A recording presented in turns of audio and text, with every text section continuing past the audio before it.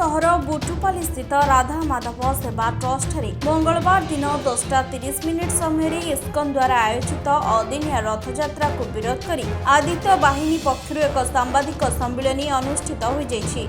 राधा माधव सेवा ट्रस्ट मुख्य आदित्य दास संयोजन अनुष्ठित सांबादिक सम्मिलन में पुरी गोवर्धन पीठ आदित्य बाहिनी मुख्य मातृप्रसाद मिश्र कार्यकर्ता मलयरंजन त्रिपाठी और अन्य माने उपस्थित रही गणमाध्यम प्रतिनिधि को सूचना देते। इस्कन पक्षर हेउथिबा रथयात्रा जगन्नाथ संस्कृति को क्षुण्ण करुथिबा अभियोग करथिले।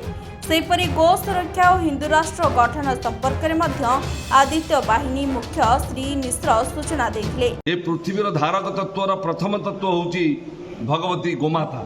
तेणु भारतवर्ष गोहत्या मुक्त राष्ट्र हेउ एवं एठी गोहत्याकारी को फांसी दंड दि जाऊ, गोमांस चालाणकारी को फांसी दंड दि जाऊ। ये मध्य आमे आपण मानक जरिया जन जन पहुँचेबा अपेक्षा करुचु।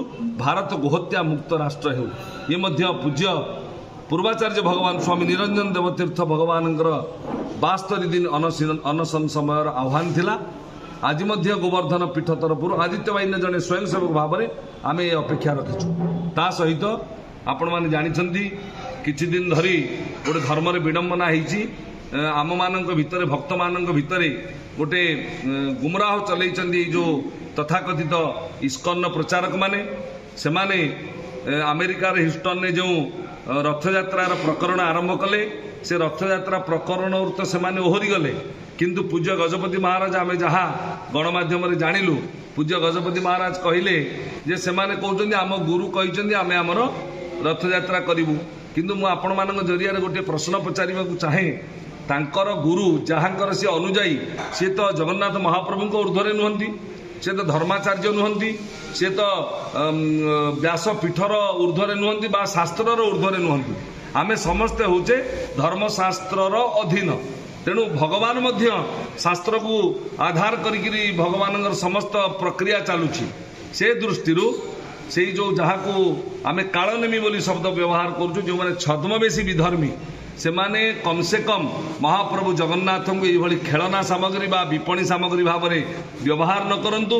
से महाप्रभु जगन्नाथ सद्बुद्धि दियंतु, से माने सेतिरो निवृत्त रहंतु।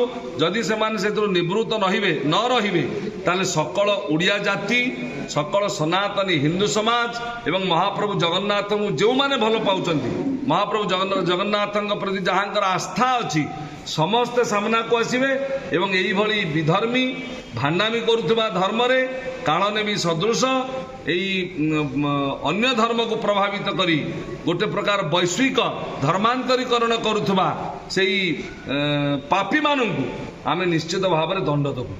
जय जगन्नाथ, भारत माता की जय। बौद्धर रवींद्र पट्टनायक रिपोर्ट, विशेष खबर।